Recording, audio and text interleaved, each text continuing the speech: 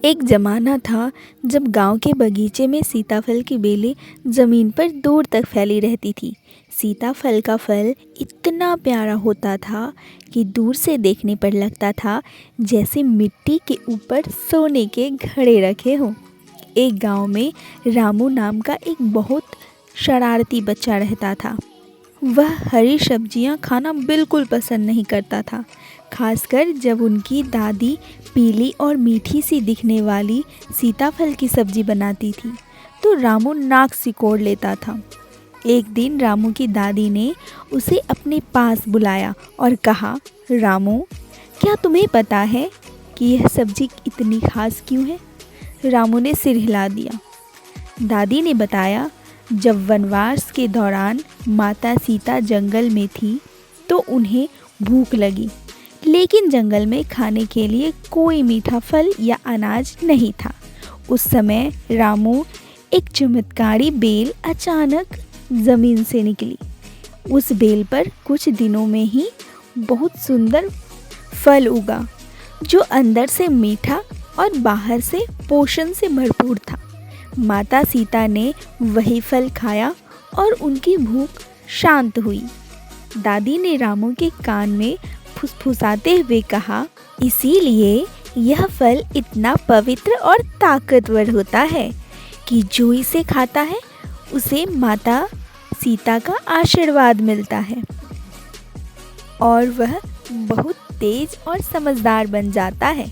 रामू की आंखें यह सुनकर चमक उठी। उसे लगा कि यह सीताफल की सब्जी महज सब्जी नहीं बल्कि एक जादुई प्रसाद है। दादी ने हंसते हुए सब्जी की प्लेट रामू के सामने रखी।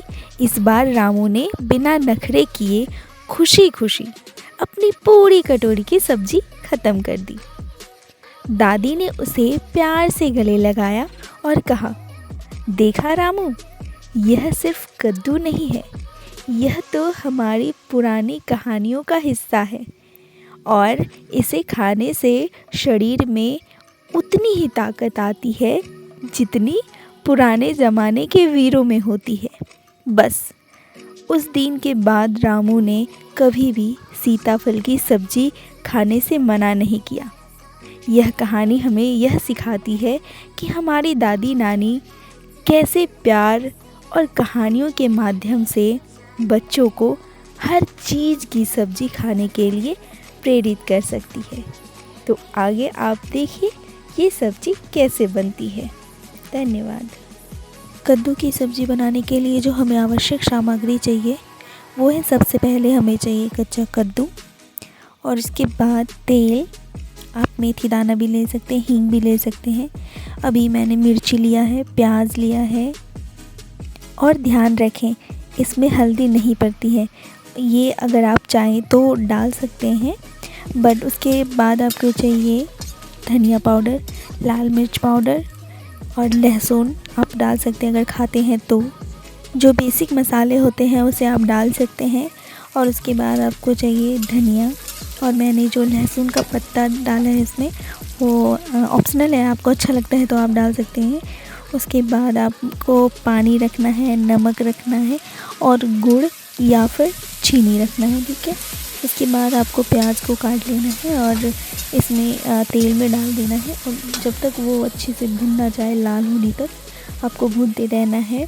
उसके बाद धीमी आंच में मसाले डालने हैं और जितने भी जो बेसिक मसाले मैंने बताया उसको डालने हैं। उसके बाद उसको अच्छे से मिलाना है जब तक वो अच्छे से भुन ना जाए, जब तक वो तेल ना छोड़ दे, ठीक है।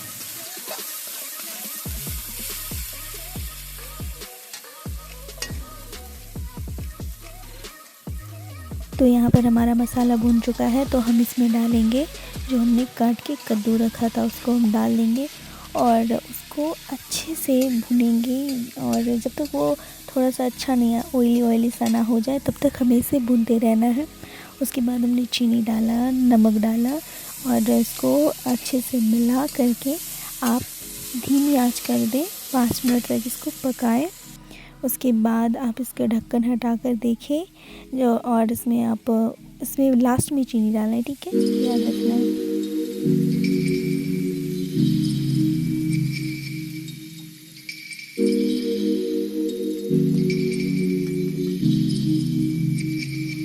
पे हमने ढक्कन हटाया और देखा हमारी जो सब्ज़ी है वो बहुत ही अच्छे तरीके से बन गई है। और आप इसके बाद जब थोड़े से और ये नमक और आप उसके बाद इसको बंद कर दें और अच्छे से थोड़ी के साथ रोटी के साथ चावल के साथ खाइए। ये बहुत ही ज़्यादा टेस्टी लगता है।